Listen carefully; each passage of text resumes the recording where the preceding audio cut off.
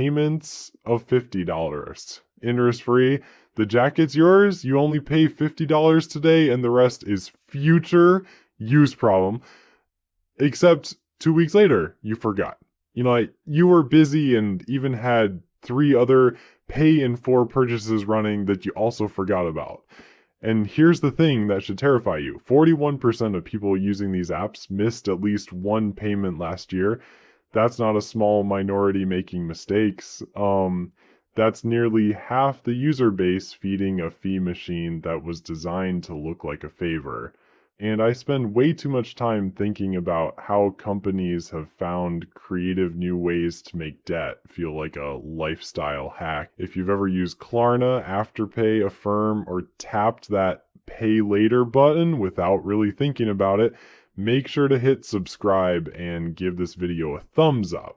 Because today we're breaking down why buy now, pay later might be the most dangerous financial trap nobody's talking about.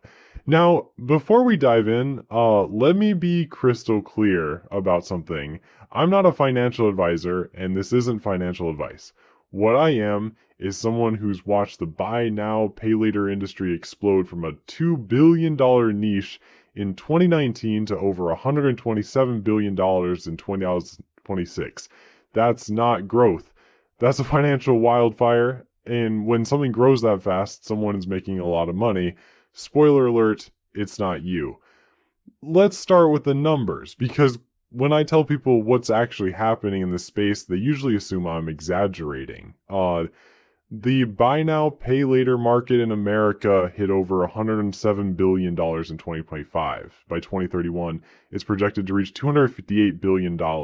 I should alert, we're talking about a payment method that barely existed a decade ago now, processing more money annually than the GDP of most countries. Over 86 million Americans now use BNPL services. 86 million, that's roughly 1 in 4 adults. And the growth isn't slowing down. Holiday 2025 alone saw shoppers drop $10.1 billion through BNPL between November and Cyber Monday. That's a 9% increase from the year before. But here's where the numbers get really interesting. And by interesting, I mean absolutely terrifying from a financial planning perspective. According to the Federal Reserve, nearly 24% of BNPL users have made a late payment. Well, that's up from 18% just a year earlier. The trajectory is going the wrong direction. And a Motley Fool study found that 29% of users have missed a payment at some point. Among Gen Z users, that number climbs even higher. But wait, there's more. 41% of BNPL users report having made a late payment in the past year, according to LendingTree. That's up from 34% the year before. And here's the kicker, only 47% of BNPL users actually plan their payments ahead of time. The rest either track loosely or, and this is a direct quote, lose track altogether. Let me say that again. More than half the people using these services don't actually know how much they owe or when they owe it. Now, you might be thinking, well, Nick, at least these are interest-free loans. That's better than a credit card, right? And if that's what you're thinking, I hate to be the bearer of bad news, but that's exactly what they want you to think. Here's the thing about buy now, pay later that the companies definitely don't want you to understand. The interest-free part is only true for short-term pay in 4 loans and only if you pay on time. Miss a payment? Afterpay charges $8 or 25% of the transaction, whichever is less. Miss one payment on a $50 purchase, that's $8 gone. Klarna generated $472 million in what one competitor called junk fees in 2024 alone. That's 7% of their total revenue coming from things like late fees, reminder fees, and snooze fees. Yes, you can pay a fee to delay your payment. They've literally monetized procrastination. And those longer term financing options, Affirm charges up to 36% APR on loans longer than pay in FOC4. That's not interest free, that's credit card territory with better marketing, but late fees are just the beginning. The real cost of BNPL isn't measured in dollars. It's measured in behavior change. Here's how the psychology works, and this is where it gets really insidious. When you see a $200 item with a pay in 4 option, your brain doesn't register it as $200. It registers it as $50. This is called the pain of paying phenomenon. Splitting a cost over time literally reduces the psychological discomfort of spending money. Studies show that consumers spend significantly more when BNPL is an option. One analysis found that businesses offering BNPL see a 27% increase in sales. That's not because people suddenly need 27% more stuff. It's because the payment method tricks their brains into thinking everything is affordable. You might be thinking, but Nick, I always pay on time. I'm not one of those people. And if that's what you're thinking, I hate to be the bearer of bad news, but you're exactly who they're counting on. Because even if you never miss a payment, you're still spending more than you would without the option. Remember that 27% sales increase for merchants? That's coming from somewhere. It's coming from your wallet. Let me paint you a picture of how this actually plays out. You're shopping online, you need a new pair of running shoes, budget $80. You find a pair you like for $120. Normally you'd close the tab and keep looking, but then you see it. 4 payments of $30. Suddenly $120 feels like $30. You buy the shoes. While you're there, you notice some running socks, $40, or 4 payments of $10. Why not? And maybe some workout shorts, another $60 or $15 today. You leave the site having spent $220 instead of $80, but it doesn't feel like $220. It feels like $50 because that's all that left your account today. Now, multiply this across every shopping experience for an entire year. This is how people end up with 60% of BNPL users reporting they've had multiple loans at once. And nearly 1 in 4 users have had 3 or more active BNPL loans simultaneously. It's like being slowly pecked to death by ducks. No single payment is dangerous, but there are a lot of ducks. But here's where the story takes a turn that honestly sounds like something from a financial dystopia novel. People aren't just using BNPL for electronics and clothing anymore. They're financing groceries. Like 25% of BNPL users now use these services to buy groceries. That's up from 14% just a year ago.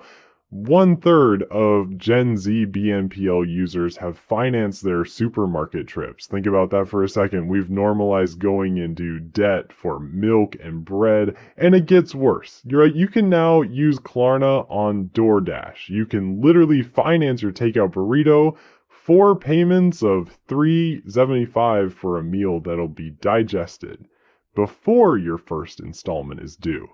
When the partnership was announced, one personal finance expert called it a dystopian indictment of late-stage capitalism. Another said, if you need a loan to buy a damn burger, you're not the customer, you're the product. When financial experts start using the word dystopian to describe a payment method, maybe we should pay attention.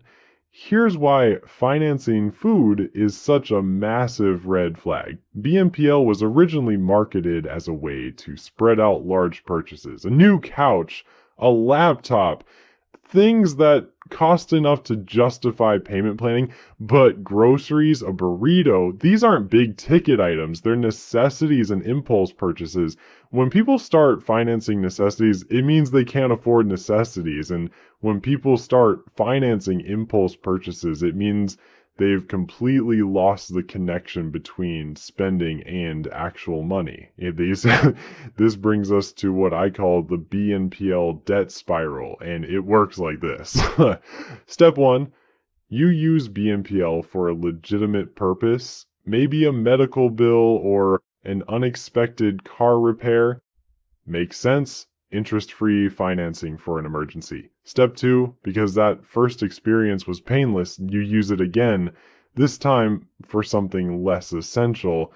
A new gaming console, some clothes, still manageable. Step 3, you now have multiple BNPL loans running, but since each one is only $25 or $50 per payment, it doesn't feel like much. Step 4, money gets tight one month. You have a choice. Skip a BNPL payment and face a late fee, or use BNPL to buy groceries and other essentials to free up cash. You choose option B, step 5. You now have even more BNPL loans. The payments start stacking. You're not managing purchases anymore. You're managing debt. Step 6. You miss a payment, then another. Late fees accumulate. Your interest-free loans are no longer interest-free. Step 7. You're trapped in a cycle where you're constantly paying for things you bought months ago while taking on new debt to afford current expenses. This is loan stacking, and it's becoming epidemic. 63% of BNPL borrowers have more than one loan going at any given time, and because these loans often don't report to credit bureaus, there's no way for lenders to know you've got 5 other BNPL loans when you apply for a 6th. You can rack up thousands in phantom debt that doesn't show up on your credit reports until, that is, you default. And then it absolutely does. They've essentially invented financial quicksand that looks like a shortcut. Here's what that actually feels like day to day. It feels like checking your bank account every morning, wondering which $25 is going to disappear today. It feels like that mini heart attack when you see a payment notification and can't remember what it's for. It feels like keeping a mental calendar of 8 different due dates while trying to remember your mom's birthday. It feels like avoiding your email because there might be another missed payment notice sitting there. It feels like wanting to buy something you actually need, but hesitating because you're not sure if you can handle another set of payments on top of the ones you've already lost track of. Here's the math that most people never bother to calculate. Let's say you're an average BNPL user. You've got 3 active loans running simultaneously. One's for $400 TV, one's for $200 in clothes, and one's for $150 in random stuff. That's $750 in total debt split across 12 different payment dates over the next 2 months. At any given time, you've got payments coming due every few days. Miss one, and you're looking at $8 to $15 in late fees.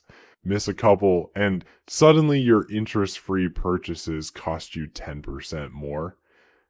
But here's the really insidious part. While you're managing these 12 payment dates, you're still shopping because the payments are small, because everything feels affordable, because the BNPL button is right there at checkout. Before you know it, you've got 5 active loans, then 8, each one individually manageable, collectively. A financial nightmare. The average BNPL user now spends about $244 per month on these services. That's up 21% from just a year ago. For people in their 20s and 30s who are the heaviest users, that money could be going into retirement accounts, emergency funds, or paying down other debt. Instead, it's servicing a constant rotation of small loans for stuff they could have just waited to buy. The Consumer Financial Protection Bureau found that BNPL users are more likely to have subprime or deep subprime credit scores. They carry higher balances on other unsecured debt, an average of $871 more in credit card debt and $450 more in personal loans compared to non-BNPL users. They're not using BNPL as a sophisticated cash management tool. They're using it because they can't afford to pay for things outright. More than half of BNPL users admit they've used the service to make purchases they otherwise couldn't afford. That's not financing, that's living beyond your means with extra steps. But perhaps the most concerning trend is what this is doing to an entire generation's relationship with money. Yeah, 50% of Gen Z and millennials say they prefer BNPL over credit cards. On the surface, that sounds reasonable. Credit cards charge interest. BNPL often doesn't. But here's what they're missing. Credit cards, for all their problems, have guardrails. There's a credit check, there's a spending limit, there's a single monthly payment date, there are robust consumer protections for disputes and fraud. BNPL has almost none of these. The approval process is instant and nearly universal. There's no unified spending limit. Payment dates are scattered across the calendar, and until very recently, there were basically zero regulatory protections. We've essentially given young people unlimited access to debt while removing all the friction that historically made people think twice before borrowing. And let me tell you what that means long term. When you're 22 and you've been financing everything from concert tickets, yes, 60% of Coachella attendees use BNPL for their tickets, to your weekly grocery run, you're training your brain that debt is normal, that purchases don't need to align with income, that you can always worry about paying for things later. This isn't building financial skills, it's building financial dependency. It's like getting a gym membership for your wallet, except instead of getting stronger, you just pay fees for not showing up. But here's what makes this truly insidious. The BNPL companies know exactly what they're doing. They've spent millions researching the psychology of spending. They know that splitting payments reduces psychological pain. They know that instant approval creates impulse buying. They know that scattered due dates cause people to lose track of what they owe. Like, none of this is accidental. The button is bright green for a reason. The math showing $25 today instead of $100 total is calculated for a reason. The nearly zero approval requirements exist for a reason. They're not offering you a convenient payment option. They're exploiting cognitive biases to make you spend more than you would otherwise. And the businesses offering BNPL, they're paying extra for the privilege. BNPL providers charge merchants 4 to 6% per transaction compared to about 2.5% for credit cards. Why would a business pay double the transaction fee? Because they know BNPL increases sales volume by 20-30%. Because they know customers with BNPL options spend more per transaction. Because they know the psychological manipulation is worth the cost. You're not the customer, you're the product.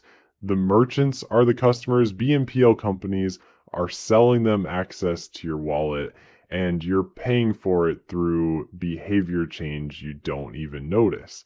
So let me give you permission to do something that might feel radical in 2026. You can just not use it. You can look at that pay in 4 button and choose to close the tab instead. You can decide that if you can't afford something today, you'll wait until you can. That's not financial failure. That's not being left behind. That's recognizing that a system designed to make you spend more isn't actually doing you any favors. The BNPL companies have spent millions convincing you that paying for things immediately is old-fashioned, that splitting everything into installments is just how smart people shop now. But you're not failing at modern finance by refusing to participate. You're opting out of a game that was rigged before you sat down. So here's my actual advice, and I want to be practical here because just saying don't use BNPL isn't helpful if you're already in the cycle. First, if you're currently using BNPL, run the real numbers, count your loans right now. Open every app, check every email, figure out exactly how many active loans you have and when each payment is due. Most people who do this are shocked by the number. You can't fix a problem you don't understand. Second, stop the bleeding. Commit to not opening any new BNPL loans until you've paid off the existing ones. I know that sounds obvious, but the entire BNPL ecosystem is designed to make you keep adding loans. You have to consciously opt out. Third, consolidate your mental accounting. if you have $300 in scattered BNPL loans, treat it like $300 in debt, and not 3 easy payments here and 4 easy payments there. It's debt. Label it as such in your brain. Fourth, and this is the most important one, if you can't afford something without BNPL, you can't afford it. Period.